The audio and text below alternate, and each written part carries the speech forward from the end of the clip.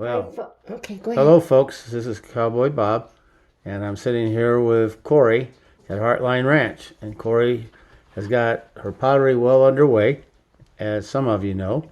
And here she's got a few pieces that they're not quite ready to put in the kiln again, but they're getting close. She's been carving on them and adding stones. You want to talk about them, Kori? Sure. Sometimes I like to put crystals into some of my pottery and different kinds of minerals and semi-precious stones. And this is a pot about hummingbirds. You can see one hummingbird there and the other hummingbird there.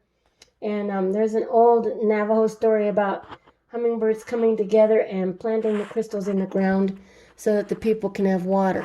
So hummingbirds with the crystals represent an abundance of clean water. And so that's my prayer, that water stays clean in our country because we have struggled with it. So I've got a smaller one here. I embed the crystals in it while the clay is still wet. This one, the crystal has dropped out now, which means that it's getting dry. And I just set the crystal over here until it's completely ready to go on. This one is a mug about 2 hummingbirds, but since it needs to go in a dishwasher, it's not going to have a crystal in it. But you can see the flowers in the background. So what I do, these are going to be stoneware fired. This is a mug that's more for women. It's for Oh, wait smaller a minute. hands. Stoneware fired. What? Stoneware fired means it goes up to 2300 degrees Fahrenheit, which is a cone 8. And so these will all Where, be where, fired where does it stoneware. do that at? Out in my kiln. Okay. And I have a really awesome kiln that I'm going to be firing my pots in. And I'm going to be having some larger pots that are night lights, and I have a hole carved in them. They're not ready to be seen yet. And then you can, if these are candle holders, these 3.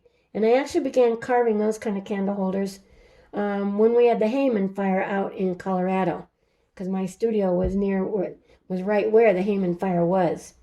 And it was a real traumatic time for me. I had to move all my stuff in and kind of go in illegally to get all my supplies out of there.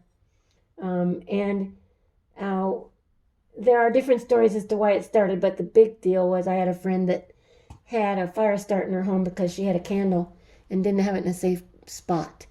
And so I started making these so that stoneware pottery, you can put a candle in it, and all you have to do to get the candle out, the wax out, is to microwave it. And so I started making candle holders that people could use for burning candles, because I like to burn candles a lot. And one of the things that happened, and I didn't realize it, is that people started telling me that when you put a candle in these, as the candle flickers, it makes the hummingbirds look like they're moving, like they're flying. I had no clue that would happen. So this is a little bitty one. And so these are just for candles. And the night lights, I have a hole cut into the back so that you can plug the night light in and a cord that goes to electricity. My mom was in the hospital when I began doing these, and I wanted to send her one. So I actually made my first hummingbird night light for my mom so that she would feel some comfort. And they used to say that when she had a restless night and she had that hummingbird to look at, it gave her a lot of peace. So it helped me feel more comforted to know that I could ease her way a little bit with that. Now these are pretty colorless. How are they going to get color on them? How's that work? Well, they're going to go in the kiln like this for the first firing, which is a bisqueware firing. And the bisqueware firing goes up to about, it's a cherry red, so it's about 900 degrees. Wow. And then, so you can't do any firing in your oven, of course. But what I've got right now, I've got some of my glaze trees in the oven, making sure that they heat up real good so that they won't explode. And a bisque firing takes away the chemical water. So these things all look dry, looks like the water's all gone from them. But within the molecules of the clay body is still a lot of water that's held. When you put them in a bisque firing, the water is removed. And you have to do it slowly, because when the molecules of the water go to leave the clay body, if they leave too quickly, it causes the pot to explode. So you have to run it fairly slowly. So how do they just leave? I mean, I'm being a woodworker. I don't know much about this. It just goes through a chemical change. It turns to steam rather than liquid water. Huh. So it goes through a chemical change. And then it just evaporates? And Is it that just what you're saying? evaporates into Okay. it. And so that's why in a kiln for bisqueware, you need to leave all the portholes open so that the exhaust of the steam has a place to go, can All leave right. the kiln. And then in the stoneware firing, after you've done the bisque firing, you get it out and you glaze it. I've got some paints in here. I think it was in there. Yeah. They look like watercolor paints. What they are chemicals. So when I first started out, I had to know what chemical would become what color.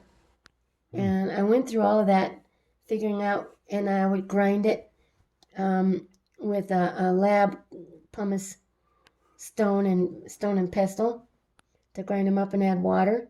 But nowadays, they have these like this where you can use them almost like a watercolor. And you paint these on where you want it to have a non-glassy surface.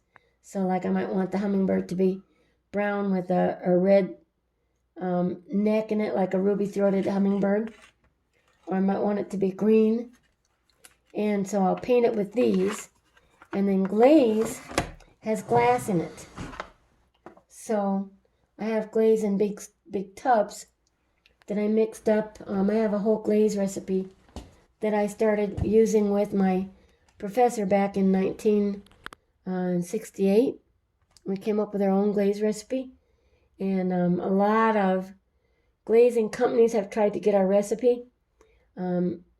Mel has since passed away, and he never shared the recipe with anybody, so I'm probably going to honor it and not share the recipe anyway. There are some glazes that are similar, but ours are very translucent and beautiful. And so it sounds like a waste not to share it with somebody, but it's also one that's known to me. So I want to keep it that way. Okay. So then you glaze them, and you have to be careful not to get it on the bottom because it turns to glass. And so this can stick to the kill shelf. So, the other day I talked about kill wash. You take